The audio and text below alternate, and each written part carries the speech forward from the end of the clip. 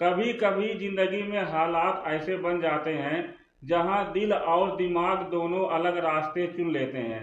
आज हम बात करेंगे एक ऐसी औरत की जो 3 बच्चों की मां थी, लेकिन उसकी जिंदगी में आए 3 मर्दों ने सब कुछ बदल दिया। यह सच्ची कहानी है उत्तर प्रदेश के कानपुर शहर से 20 किलोमीटर दूर एक गांव है और उस गांव का नाम है गपडहा। विपिन कुमार का परिवार इसी गांव में रहता था। परिवार में पत्नी के अलावा 2 बड़े बेटे, एक का नाम संजय था और दूसरे का नाम अजय था। विपिन कुमार की आर्थिक स्थिति ज़्यादा अच्छी नहीं थी। मेहनत मजदूरी करके किसी तरह अपने परिवार का पालन पोषण करता था। समय बीतने के साथ साथ दोनों बेटे बड़े हुए तो वह भी परिवार की सहायता करने लगे। बड़ा बेटा संजय जब शादी के लायक हो गया तो विपिन कुमार ने उसकी शादी पचोर गांव में रहने वाली बीनू नाम की एक लड़की से करा दी। संजय बीनू को पाकर बहुत ही खुश था। उसने जैसी पत्नी की कल्पना की थी उसे बिल्कुल वैसी ही पत्नी मिली थी। समय हंसी खुशी से बीतता रहा। इस दौरान बीनू 3 बच्चों की मां बन गई। उसका घर आंगन किलकारियों से गूंजने लगा। संजय की जिम्मेदारी बढ़ गई। उसने शहर जाकर पैसा कमाने का फैसला किया। परिवार वालों से बात की तो वह लोग भी राजी हो गए। अगले दिन संजय ने अपना सारा सामान समेटा और चौबेपुर कस्बा आ गया। यहाँ उसने काम की तलाश शुरू की तो उसे जीटी रोड के पास एक राही होटल में वेटर का काम मिल गया। बाकी वेटरों की तरह वह भी होटल में ही रहने लगा। वेटरों के बीच अक्सर शराब पीने पिलाने का दौर भी चलता था।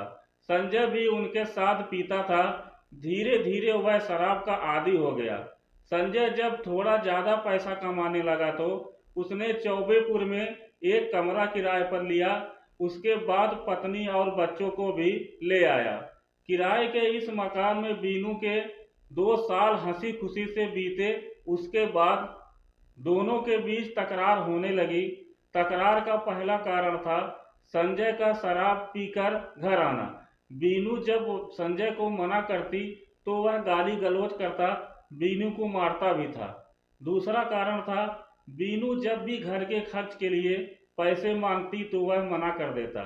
पति की ऐसी हरकतों से बीनू परेशान रहने लगी। एक दिन बीनू मायके चली गई, लेकिन संजय वहां भी पहुंच जाता है और हाथ पैर जोड़कर माफी मांगी बीनू को वापस लेकर आ जाता है। 1-2 महीने उसका रवैया ठीक था। उसके बाद फिर से वही आदत। बीनू यह सोचकर सहती थी कि आज नहीं तो कल उसका पति सुधर जाएगा, लेकिन ऐसा नहीं हुआ। हर दिन संजय का टॉर्चर बढ़ता ही गया। बीनू जिस मकान में किराएदार थी उसी के बगल में एक ज्योति नाम की महिला भी रहती थी। बीनू बच्चों का मुंह देखकर दिन बिता रही थी। समय बिताने के लिए कभी कभार बीनू ज्योति के कमरे में चली जाती थी। वहीं एक रोज उसकी मुलाकात हुई अनुज दुबे से। अनुज दुबे रौतेपुर गांव का रहने वाला था। ज्योति का पति और अनुज बचपन के दोस्त थे। दोस्ती के नाते अनुज ज्योति के घर आता जाता रहता था। ज्योति के घर अनुज और बीनू का आमना सामना हुआ तो दोनों एक दूसरे को देखकर पलक झपकाना भूल गए। बीनू देखने में बहुत ही खूबसूरत थी। अनुज की आंखों में लालच के डोर उतर गए। वहीं अनुज भी किसी से कम नहीं था। खूबसूरत गठीले बदन को देखकर बीनू उसकी तरफ आकर्षित हो गई। ज्योति ने दोनों का परिचय एक दूसरे से कराया तो अनुज जल्दी ही अपनी चापलूसी से बीनू का दिल जीत लिया। बातचीत के दौरान अनुज की नजरें बीनू को घूरती रही। वह बार बार उसकी तरफ देखता। बीनू की नजरें जब उसकी नजरों से टकराती तो वह मुस्कुरा देता। उसकी मुस्कुराहट से बीनू के दिलो दिमाग में हलचल मचनी शुरू हो गई थी। दरअसल बीनू अपने पति के टॉर्चर से उब चुकी थी। जब अनुज की हमदर्दी उसे मिली तो वह उसी की ओर खिंची चली गई। चाहत दोनों तरफ से थी, इसलिए जल्द ही उनके बीच प्यार पनपने लगा। प्यार पनपा तो शारीरिक मिलन शुरू हो गया। बातचीत करने के लिए अनुज ने उसे एक मोबाइल खरीद कर दे दिया। अनुज बीनू की हर तरह से मदद करने लगा। इधर बीनू का पति संजय दोपहर 11 बजे घर से निकलता, फिर रात को 12 बजे के बाद घर वापस लौटता था। संजय के होटल जाने के बाद अनुज बीनू के पास तुरंत आ जाता था। दोनों खूब हंसते बातें करते और फिर रंगरलियां मनाते। बीनू अब खुश रहने लगी थी, उसकी पेट की और शारीरिक भूख पूरी होने लगी थी। अनुज इतना दीवाना बन गया था बीनू का कि वह बीनू को अपनी जागीर समझने लगा था। लेकिन एक दिन दोनों के नाजायज रिश्तों का भांडा फूट गया। उस रोज संजय होटल गया तो था, लेकिन होटल किसी वजह से बंद था, इसलिए वापस घर आ गया। आकर उसने जो अनर्थ देखा उससे उसका माथा चढ़ गया। कमरे में बीनू और अनुज हम बिस्तर थे। संजय ने दोनों को धिक्कारा तो कपड़े दुरुस्त कर अनुज तो वहां से भाग गया, लेकिन बीनू कहाँ जाती। संजय ने बीनू की जमकर पिटाई की। अभी तक घर में कलह मारपीट शराब को लेकर परेशानी थी, अब अनुज को लेकर। पिटाई के दौरान बीनू का धैर्य टूट गया। वह पति से बोली, मार पीट कर तुम मुझे चोट पहुंचा सकते हो, लेकिन उसके प्यार को कम नहीं कर सकते। तुमने कभी सोचा है कि बच्चों का पेट भरा है या नहीं, खाली पेट सो रहे हैं, उनके बदन पर कपड़ा है या नहीं। अनुज ने साथ ना दिया होता तो मैं कब की बच्चों के साथ सुसाइड कर ली होती। इसलिए कान खोलकर सुन लो, मैं तुम्हारा साथ छोड़ सकती हूँ, लेकिन अनुज का नहीं। बीनू की धमकी से संजय डर गया। इसके बाद उसने बीनू से टोका टाकी बंद कर दी। बीनू अब अपने आप को पूरी तरह से आजाद महसूस कर रही थी। अब बीनू अनुज के साथ बाहर घूमने लगी। दोनों के बीच रिश्ता भी कायम रहा। बीनू अनुज के साथ रंगरलियां जरूर मनाती थी। कभी कभी उसे अपनी गलती का एहसास भी होता है। वह सोचती है अनुज से दिल लगाकर उसने अच्छा नहीं किया।